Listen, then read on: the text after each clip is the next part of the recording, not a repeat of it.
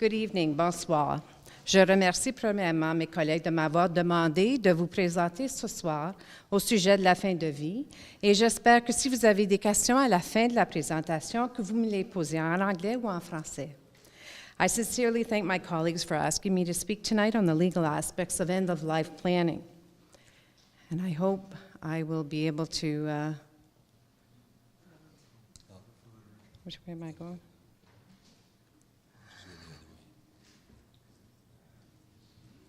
Sorry. There we go. We did some planning. Thank you. As Leo has so eloquently introduced me, I have had the pleasure of practicing law in Sudbury actually for the last 26 years and have had the opportunity to serve on many of our healthcare institutions. And I hope that I'm going to bring you some insight tonight that will assist you in making decisions and planning your end of life, which of course is a topic, as Sister Costanza has said, of importance to all of us in this room. I cannot stress the importance of taking the time to plan for your potential estate and your end of life. The law provides us with useful tools, such as the preparation of wills and powers of attorneys, as mechanisms for an individual to maintain some element of control over the administration of his or her affairs. Equally as important as preparing a will, because medical science has allowed us to live a lot longer, and often with some degree of disability, powers of attorney for property and for care should be prepared.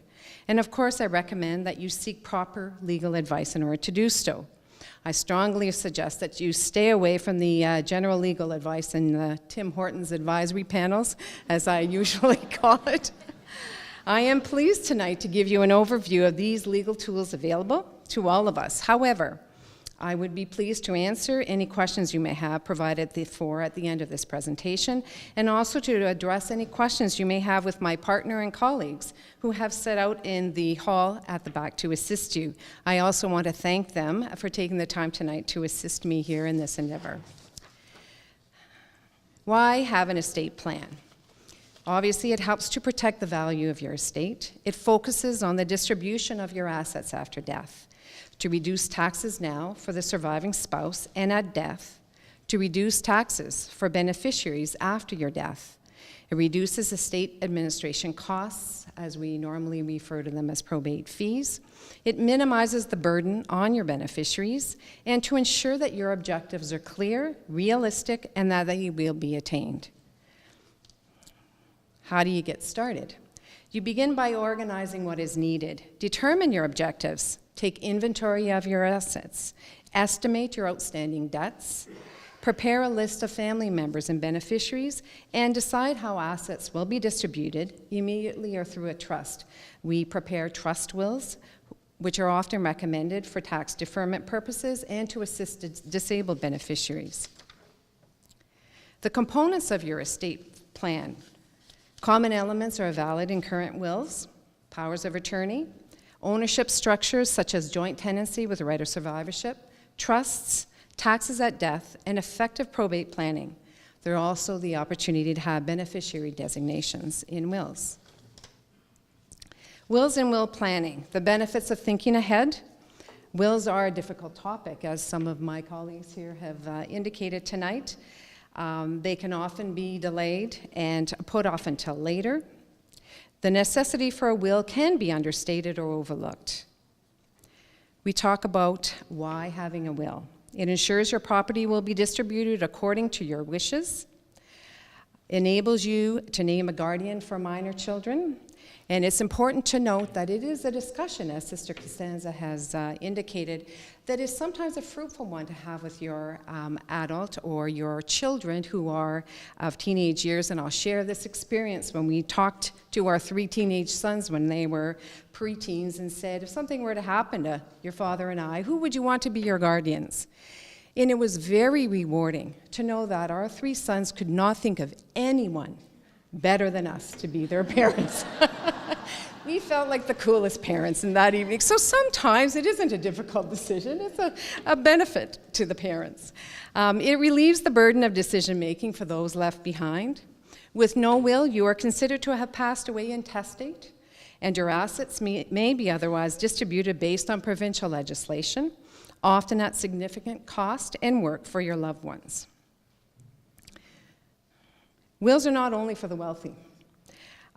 These are common misconceptions, and wills are not just for the significant assets or for those in later stages of life. Some are very prudent and start preparing theirs when they're 18, and I commend them. Where do you start? Begin by organizing what is needed. Determine your objectives, and of course, at different stages of your life, your objectives will be in different forms. Who do you want to get your possessions when you die? Who do you want to be in charge of your estate, as we refer to them as estate trustees and executors? You take inventory of your assets. The lawyer needs to know what you presently own, which will be your potential estate. Do you own a home, a cottage? Do you have RSPs? Do you have RIFs? Do you have life insurance policies? Or do you own a business? The present structure of your affairs directly affects your estate. You should estimate your outstanding debts, prepare a list of family members and beneficiaries, decide who you want to name to care for your minor children, as we talked about guardianship, and at what age they are to inherit. You want to make sure that they're not going to use all of their inheritance to spend on a sports car.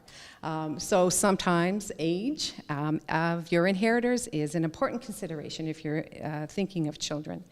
Decide who will take over if your beneficiary, estate trustee, or guardian dies before you do.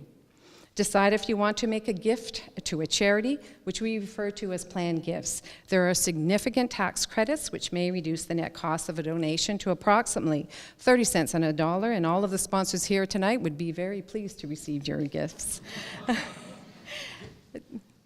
And that wasn't necessarily a plug. Decide on the preparation of insurance designations. Legal preparation, as I've indicated, is recommended. A lawyer's expertise and professionalism is recommended, and when we talk about advice from your coffee cronies is not always the best advice.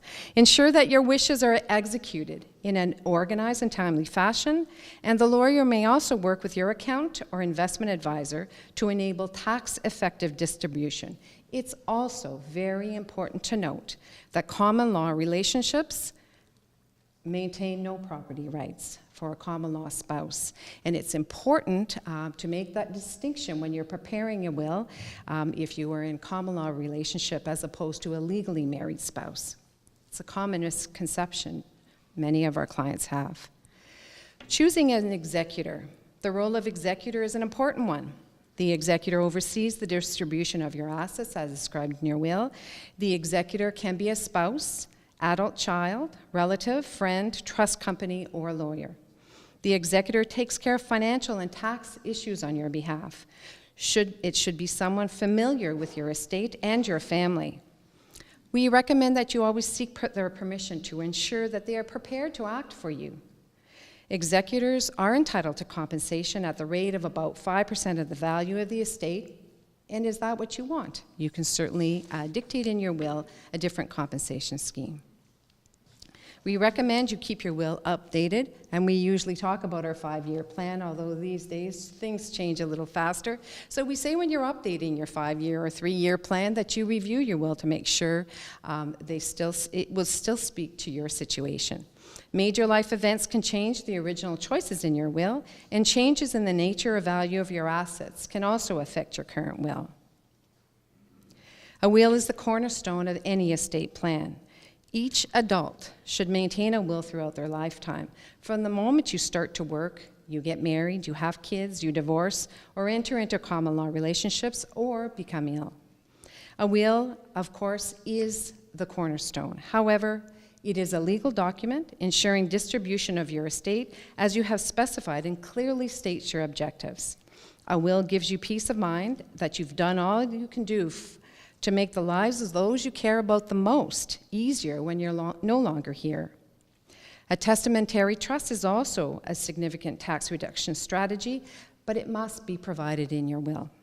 Provisions must also be made for disabled beneficiaries, and those are considerations that you must have. There's also the opportunity to prepare what's called an insurance designation, and that may be an important element of your estate. It should be reviewed to make sure that it will not increase probate fees and that the tax benefit of a testamentary trust is available. The next important tool that we have in our legal arsenal in preparing for end of life is referred to as powers of attorney. They are useful tools in estate and end-of-life planning. They provide a mechanism for an individual to maintain some element of control over the administration of his or her affairs should that person become incapacitated.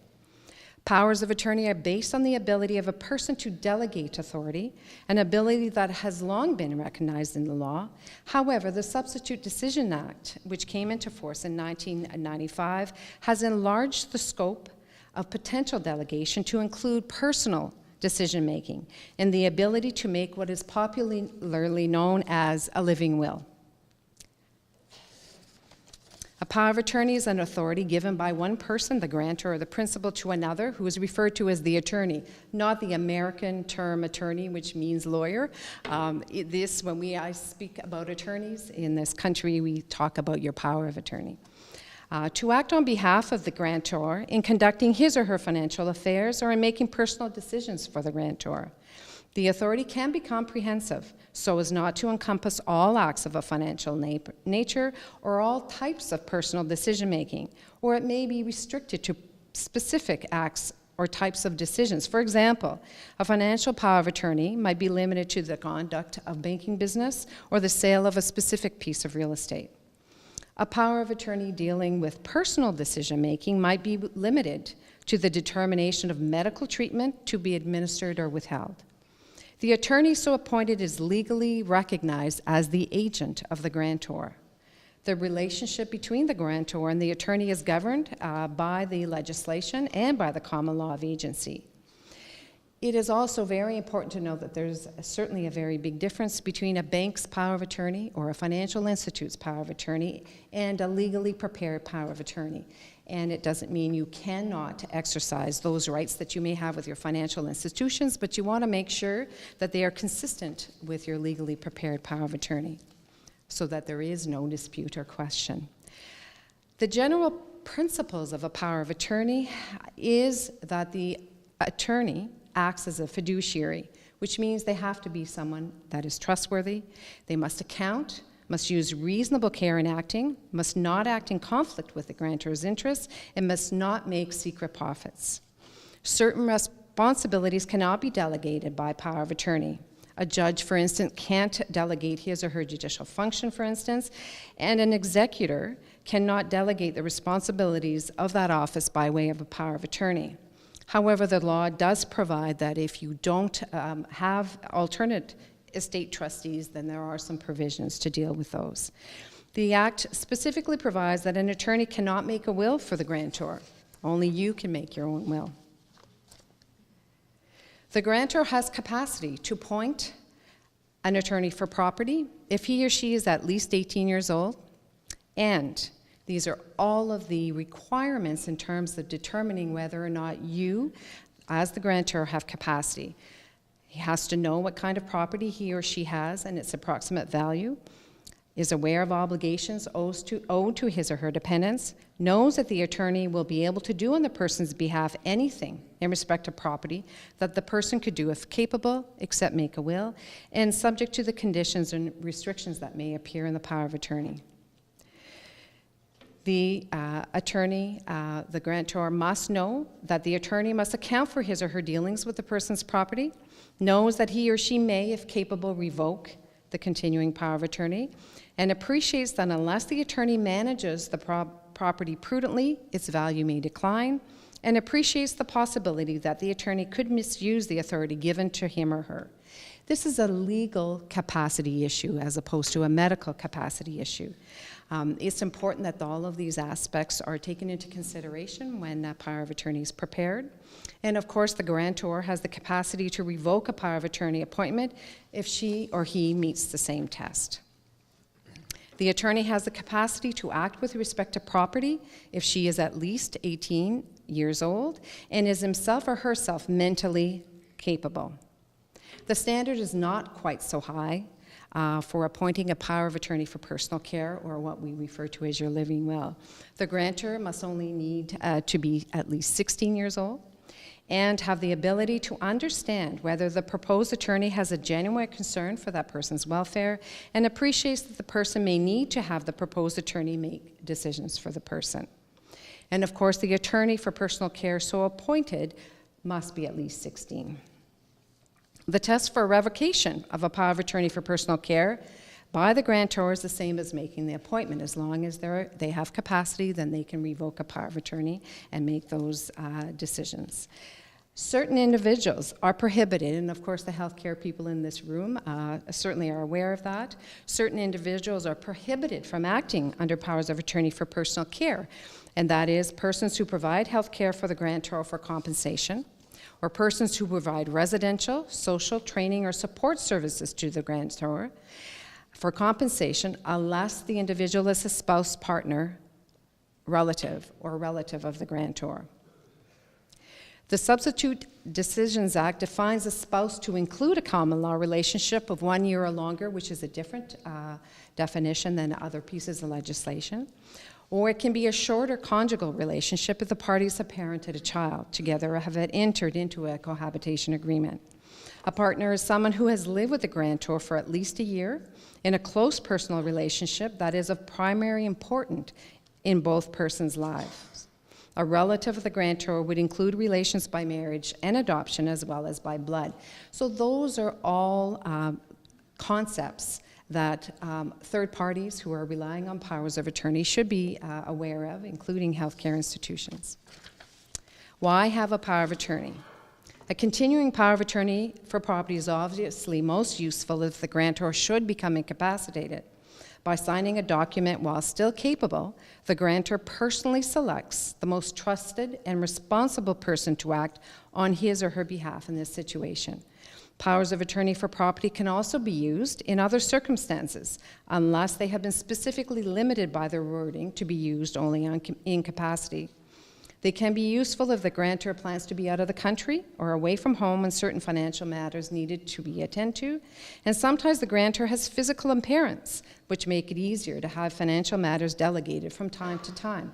And they are a continuing power of attorney, and they can use as required. A power of attorney for personal care can only be used when the grantor is incapable of personal care decisions as defined in the legislation. So a living will is only effective for personal care decisions if you are incapacitated or incapable of making those decisions. The primary motivation for signing such a document is often to convey specific instructions about medical procedures the grantor does not wish to have performed, or to provide a general statement as to the grantor's philosophy, as Sister Constanza has indicated. For example, as to when it would be appropriate to cease taking heroic measures to prolong the grantor's life when all quality of life has gone. The choice of decision maker is, of course, of important factor. It is recommended that since the physician is responsible for giving medical orders, it is important to instruct your physician respecting your wishes while you are capable to do so. I have this conversation with my clients when we are preparing powers of attorney, and I indicate that you should have that discussion with your primary physician or with any specialist to determine specific measures that you want or would not want with respect to your medical care, because they are the ones who give the orders. If powers of attorney are not signed while the grantor has capacity, upon loss of capacity, either the courts or the public guardian and trustee, which is the government, must be resorted to in order to obtain authority to act for the incapacitated person. Delays and expense in obtaining this authority are inevitable, and advanced planning for such eventualities helps the individual minimize future expense and uncertainty and maintains a degree of control as to who will speak for you if you cannot. The type of power of attorney is permissive in the legislation. There are specific documents that are usually prepared by legal officials. The power of attorney to be valid after the grantor subsequently becomes incapable of managing property must specifically say that in the power of attorney. Powers of attorney require execution by the grantor in the presence of two witnesses, each of whom must sign the document as witnesses. And certain persons cannot be witnesses to your powers of attorney.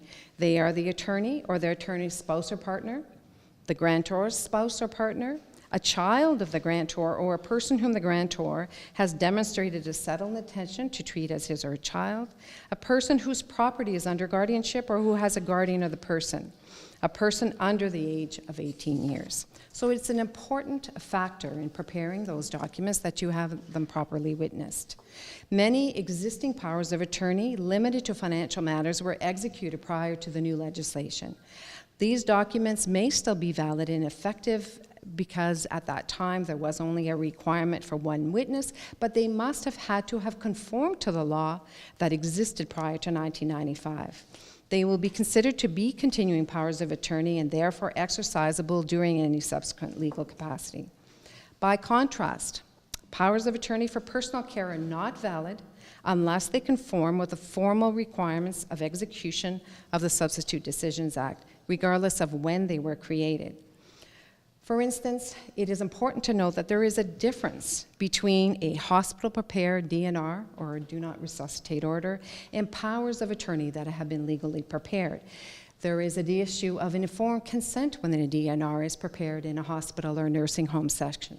And that can certainly afford many ambiguities, and conditions may not have been met if they are not properly executed. I had the pleasure of advising when I was counseled to the hospital, the proper forms, the proper individuals, and what does truly informed consent means, and I'm sure that they continue in that form. There are conditions and restrictions, and it may be advisable that conditions and restrictions on the authority conferred to an attorney can be made. For instance, you can dictate in a power of attorney for property, let's say, that the financial affairs can only be dealt with for certain matters. It's also possible for the restriction to be based on a certain event, such as the authority shall take effect at such time as the attorney attains the age of 18 years. And the most common limitation for continuing powers of attorney for property is to limit their effective date to when the grantor becomes incapacitated, but obviously that must be stated. Great caution must be exercised to ensure that any limitation expressed in terms of an event is specific enough. You don't want there to be ambiguity. Third parties are relying on these documents. And if they are ambiguous, then unfortunately that's where litigation often ensues. The grantor may want the reassurance of an additional requirement, such as a letter from his or her family physician attesting to the grantor's incapacity. And that is normally one of the implications or the tests that can be met. If no test for incapacity is contained in the document, the Act sets out a mechanism which involves an assessment of the grantor by an assessor, who is a person accredited by the province to conduct capacity assessments, or the issuance of a certificate. But obviously those physicians do not know you as well as your family physician, and we often state that that should be the capacity test. Although powers of attorney for personal care can extend to all matters pertaining to the person, such as health care, nutrition, shelter, clothing, hygiene, and safety, the authority given can be limited to one or more of these elements.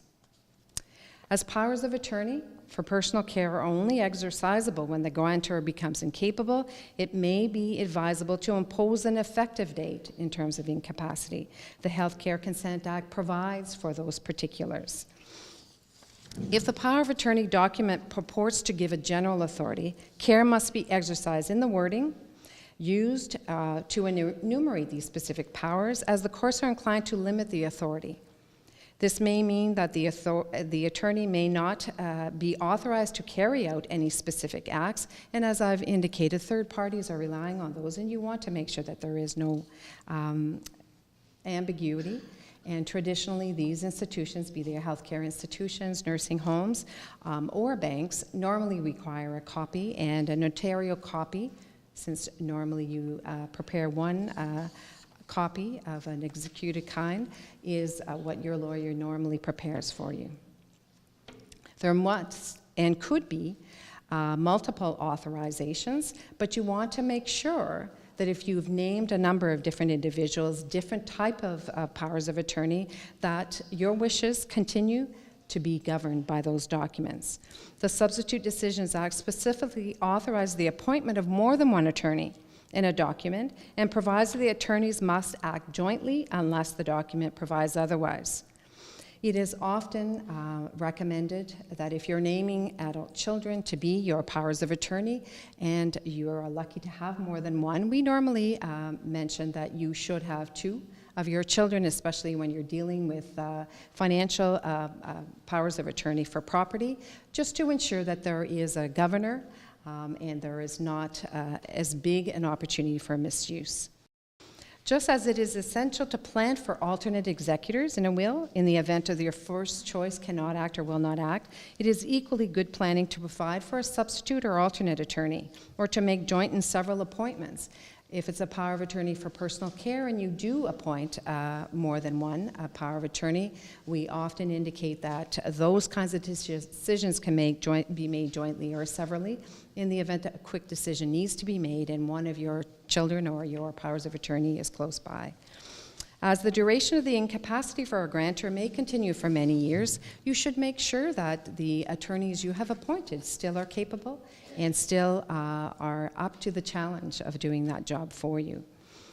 Joint and several appointments of personal care attorneys may also be good planning, and especially if you have more than one child in your family, you want to make sure that it may be easier to be a joint decision made by your children as opposed to a unilateral one made.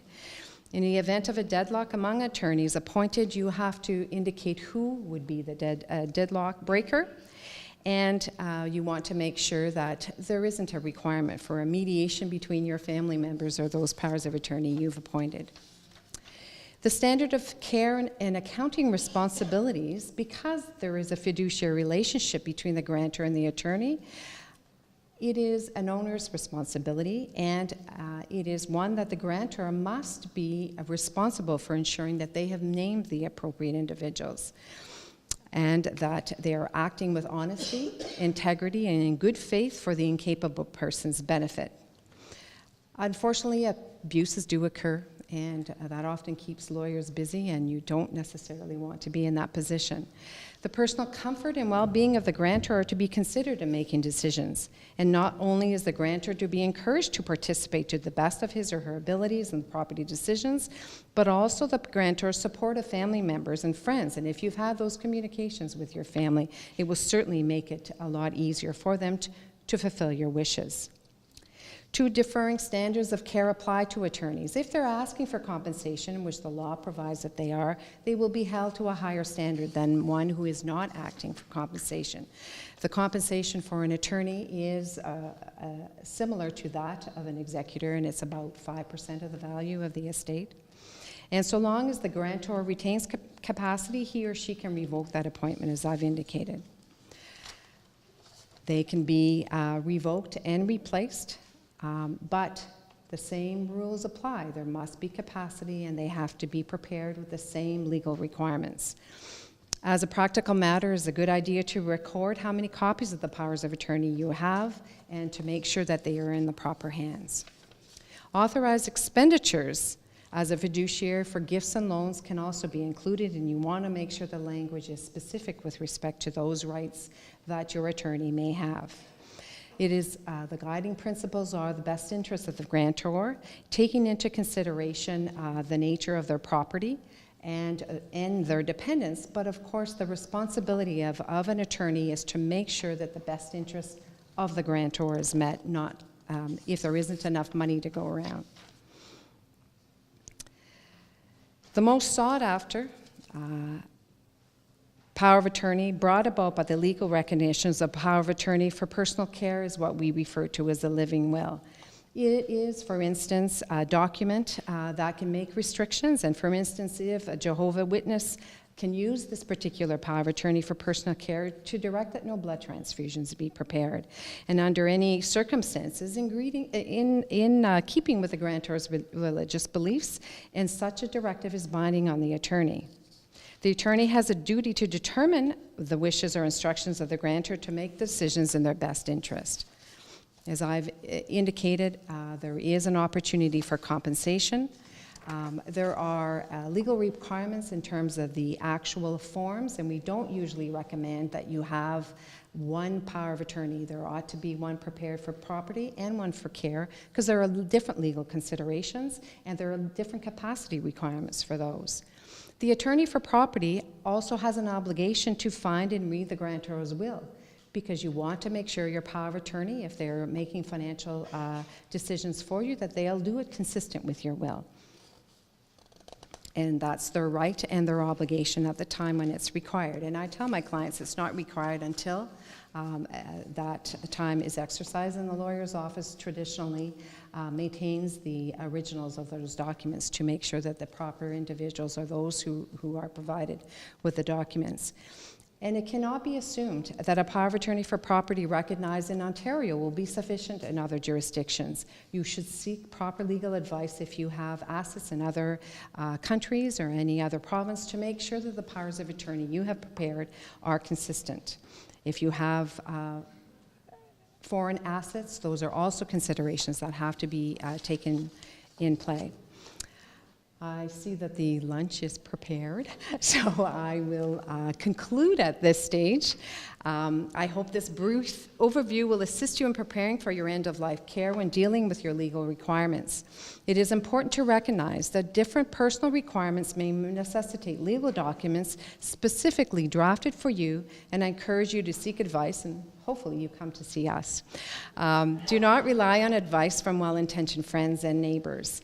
I have unfortunately had occasion to review homemade documents downloaded from the internet, which not only often don't make sense, but they are not legally valid, and they are often from American sites who don't even comply with our legislation in Canada and Ontario.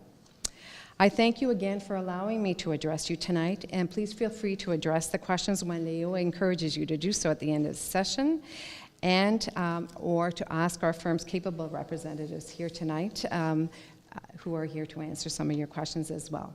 Merci beaucoup et bonsoir.